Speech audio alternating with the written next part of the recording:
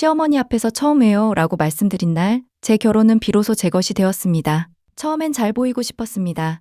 예의라는 이름으로 거의 모든 부탁에 네, 네 라고 대답했습니다. 가족 단톡방에 올라오는 장보기, 주말마다 이어지는 시댁 식사, 갑작스러운 방문, 그때 저는 그게 당연하다고 믿었습니다. 문제는 제가 네라고 말할 때마다 요구가 규칙이 되고 규칙이 제도가 됐다는 사실이었습니다. 결혼 한 달째 되는 주말, 단톡방에 공지가 떴습니다.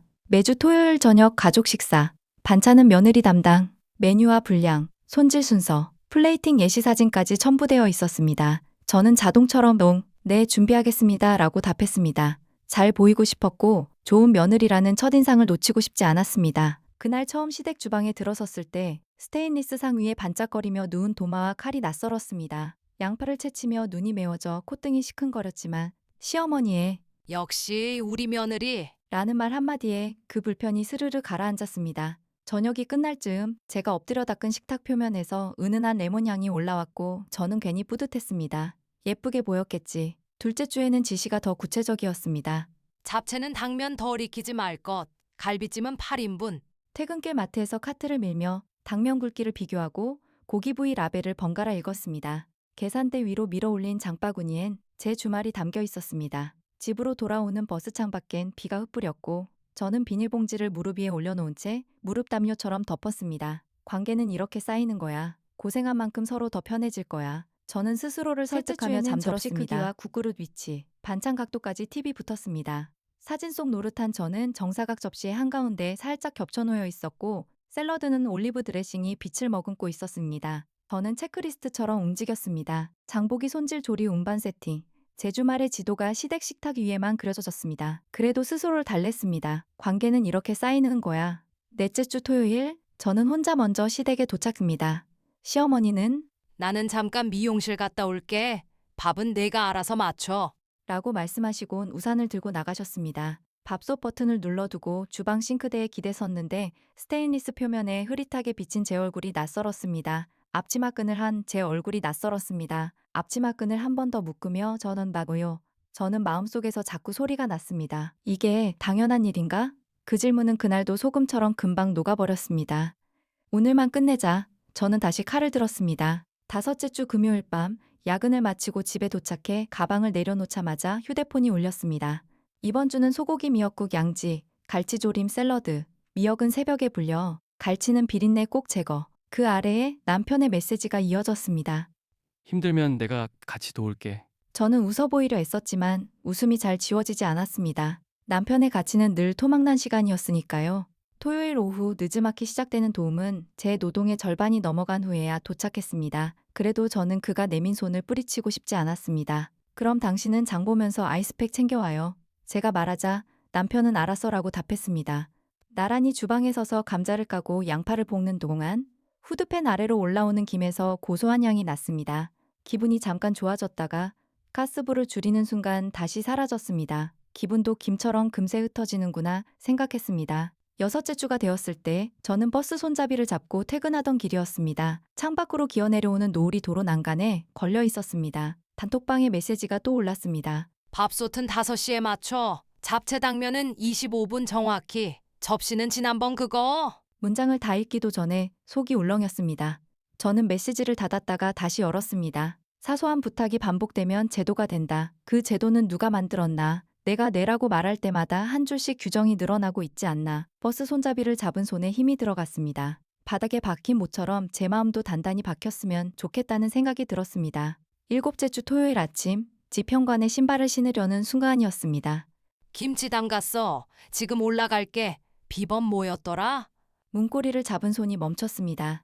집안 공기가 갑자기 묵직해졌습니다. 저는 아주 조심스럽지만 분명하게 타이핑했습니다. 어머니 왜요? 미리 약속되지 않은 방문은 어렵습니다. 김치는 문고리에 걸어주시면 제가 바로 가져가겠습니다. 잠깐의 정적, 이어서 가족끼리 뭘 그러니? 라는 메시지가 도착했습니다. 그날 밤 남편은 난감한 표정으로 말했습니다. 엄마가 섭섭하대. 저는 천천히 고개를 끄덕였습니다. 그리고 알았습니다.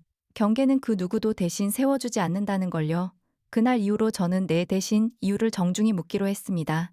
명절 사흘 전 장보기 리스트가 도착했습니다. 이대로 코스트코에서 사와. 계산은 네 카드로. 추석 끝나면 정산. 어머니 왜요? 필요한 물품은 어머니 카드로 결제하시는 편이 공평합니다. 저는 이번 주 야근이라 어렵겠습니다. 잠시 조용하다가 단톡방에 요즘 애들은 너무 계산적이라는 말이 올라왔습니다. 저는 알림을 껐습니다.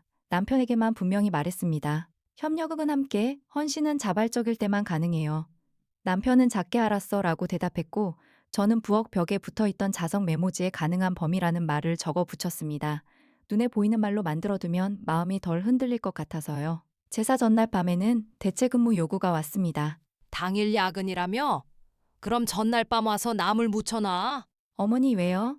제사는 함께 지내되 노동 강도는 합의해야 한다고 생각합니다. 밤샘은 제 건강을 해칩니다. 가능한 범위로 참여하겠습니다. 그날 저녁 시아버지께서 전화로 말씀하셨습니다.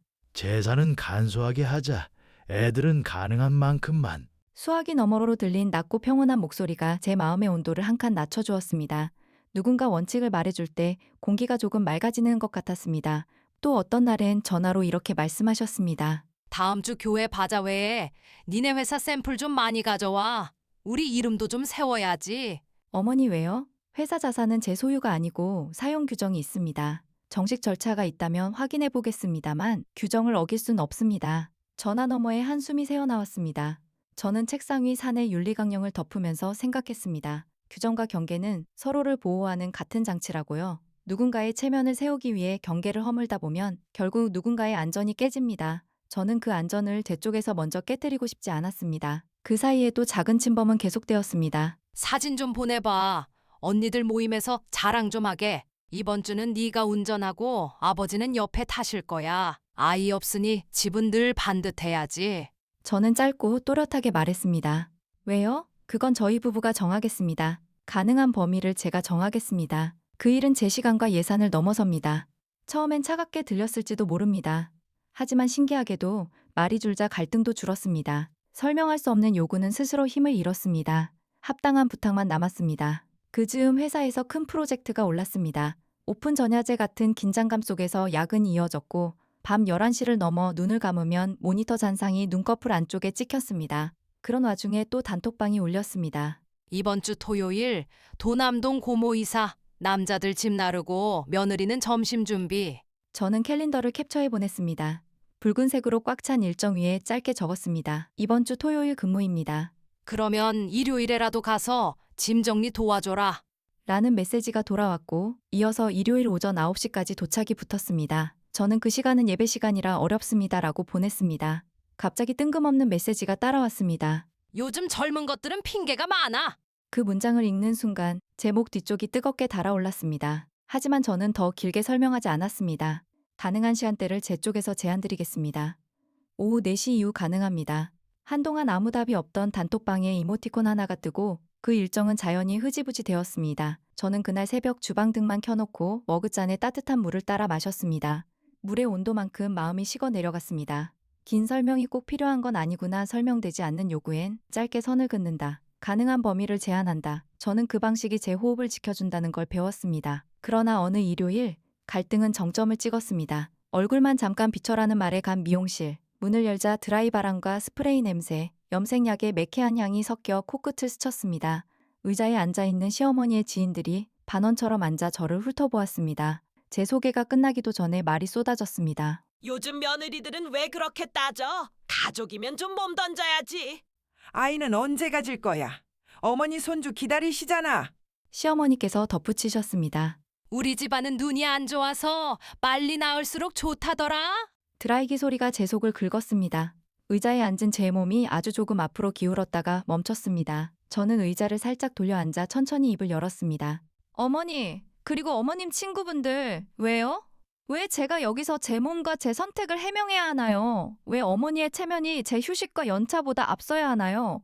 왜 제 집 비밀번호와 주말과 카드가 누군가의 당연함이 되어야 하나요? 공기가 잠시 멎었습니다. 드라이 소리만 둔탁하게 돌아갔습니다. 저는 차분히 말을 이었습니다. 존중은 편안함이 아니라 불편을 감수하는 선택입니다. 저는 오늘 불편합니다. 그러니 이 대화는 여기까지 하겠습니다. 다음부터는 부탁을 명령 대신 요청으로, 가정된 희생 대신 합의된 범위로 해주십시오. 방문은 약속하고 비용은 각자 카드로, 가족 행사는 가능한 만큼만, 이게 저의 기준입니다. 제가 일어서자 시어머니께서 뒤따라 나오며 크게 외치셨습니다. 너는 왜 그렇게 싸가지가 없어? 저는 고개를 들어 낮고 단단하게 말씀드렸습니다. 어머니, 저는 싸가지가 없는 것이 아니라 경계가 있는 사람입니다. 경계는 무례가 아니라 존중의 형태입니다. 저도 어머니를 존중하고 싶습니다. 그러니 어머니도 제 선을 존중해 주십시오. 그리고 오늘 일처럼 제 인생과 제 가족 계획을 공개석상에서 논하시는 일은 다시는 없어야 합니다. 미용실 안쪽에서 누군가가 중얼거렸습니다. 말은 또박또박 잘하네. 저는 조용히 덧붙였습니다. 또박또박 말하지 않으면 또박또박 침범당하더라고요. 그날 저녁, 저는 남편에게 정리된 메시지를 보냈습니다. 집 비밀번호는 묻지 않기, 방문은 약속하고 시간은 합의하기, 단톡방 지시 금지, 요청은 1대1로 가능할까요? 붙이기. 가족 행사 참여는 가능한 범위로, 강도와 시간은 본인 결정, 비용은 각자 카드, 정사는 명확히. 사과는 말이 아니라 습관의 변경이야. 이게 지켜지면 나도 지킬게. 사흘 뒤 시어머니에게서 짧은 메시지가 왔습니다. 앞으로는 약속 잡고 갈게. 김치는 문 앞에 둘게. 단톡방엔 지시 안 할게. 미용실 일은 미안했다. 저는 마지막 한 줄을 조용히 달았습니다. 감사합니다. 저도 예의를 지키겠습니다. 그 후로 단톡방의 지시문은 사라졌고 명절은 간소식으로 바뀌었습니다. 때로는 서운함이 스쳤지만 선은 지켜졌습니다. 우리는 여전히 가족이 돼 선은 지켜졌습니다. 한 달이 지났을 때 시어머니께서 먼저 전화를 주셨습니다. 이번 주에 김치 조금 담갔는데 문고리에 걸어둘게. 시간 괜찮으면 다음에 같이 장 보자. 네 일정 먼저 보고. 저는 미소 지으며 대답했습니다. 네, 그렇게 해주시면 저도 편합니다. 그 즈음 회사 프로젝트도 마무리 단계에 들어섰습니다. 오픈날 팀원들과 박수를 치고 늦은 시간까지 잔업을 마쳤습니다. 집으로 돌아오는 길, 골목 슈퍼에서 작은 카네이션 한 송이를 샀습니다. 다음날 저는 카네이션과 함께 짧은 메시지를 보냈습니다. 어머니, 다음 주 중에 시간 되시면 일정 맞춰서 같이 마트 다녀와요. 저는 토요일 오후 3시 이후가 가능합니다. 잠시 후 답장이 왔습니다. 그래, 알았다. 4시간 먼저 보자. 짧은 문장인데도 제 마음 한가운데가 탁 하고 비워지는 느낌이 들었습니다. 그 빈자리에 바람 대신 여지가 불어 들어오는 것 같았습니다. 그리고 일이 하나 더 생겼습니다. 시어머니가 조용히 연락하셨습니다. 지난번 이야기 내가 너무 앞서갔던 것 같아. 내가 불편했겠지? 저는 잠시 침묵했습니다. 말끝을 어떻게 붙여야 적당할지 생각했습니다. 네, 그날은 많이 불편했습니다. 하지만 지금처럼 말씀해 주셔서 감사합니다. 저도 노력하겠습니다. 불편을 바로 말하는 대신 가능한 범위를 먼저 제안 드릴게요. 전화기 너머에서 작은 숨소리가 들렸습니다. 그래, 서로 배우면 되지. 그 대화 이후 작은 변화들이 생겼습니다. 시어머니는 방문 전날 내일 4시에 잠깐 들러도 될까? 라고 먼저 물으셨고 저는 네, 5시가 더 좋습니다 라고 조율했습니다. 명절 준비는 시아버지와 남편도 역할을 나눴습니다. 제사는 간소식이 되었고 가능한 만큼이 실제 문장으로 자리 잡았습니다. 그러던 어느 토요일 시어머니가 제게 이런 부탁을 하셨습니다.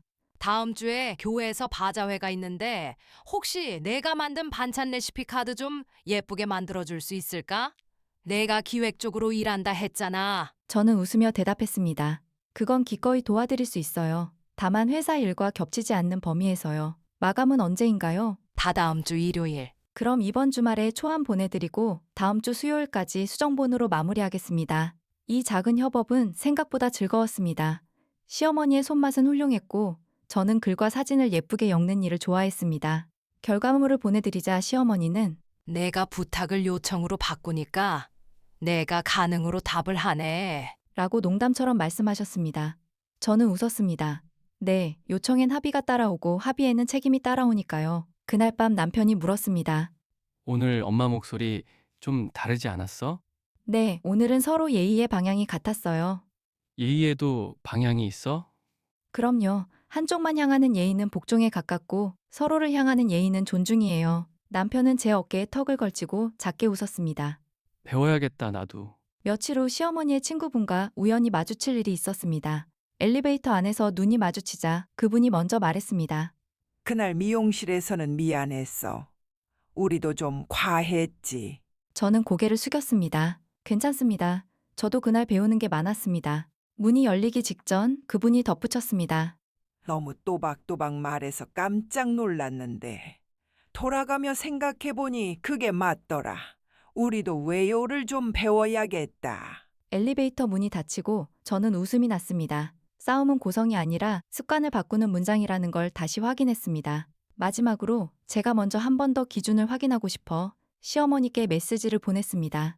어머니, 다음 달 명절은 간소식 플러스 분담 플러스 가능한 범위로 진행하면 어떨까요? 각자 가능한 시간을 미리 공유하고 필요한 예산은 각자 카드로 결제, 가족 행사 관련 요청은 단톡 지시 대신 1대1로 가능할까요? 형식으로요. 잠시 뒤 답장이 왔습니다. 그래, 그렇게 하자. 이번엔 내가 먼저 계획표를 만들어 볼게. 그 답장을 읽으며 저는 휴대폰을 내려놓고 창밖으로 내리는 빗줄기를 바라봤습니다. 유리창에 박힌 물방울들이 아래로 또박또박 떨어졌습니다. 떨어지는 소리가 제 심장 박동처럼 느껴졌습니다. 규칙적으로 차분하게 싸움은 고성을 지르는 데서 끝나지 않았습니다. 어떤 말은 상대를 꺾지만 어떤 말은 습관을 바꿉니다. 제가 선택한 싸움은 왜요로 이유를 묻고 기준을 밝히고 합의의 문장을 제안하고 약속이 지켜지는지 조용히 끝까지 지켜보는 것이었습니다. 시어머니 앞에서 처음 왜요? 라고 말씀드린 날 우리 가족은 잠시 흔들렸고 그 다음부터 제대로 서기 시작했습니다. 지금도 저는 준비합니다. 필요할 때 단호하게, 불필요할 때 조용히. 한마디 왜요? 제 삶의 문지기이자 우리 관계의 안전벨트. 그리고 마지막으로 그날 미용실 앞에서 제가 했던 말을 다시 한번 반복합니다.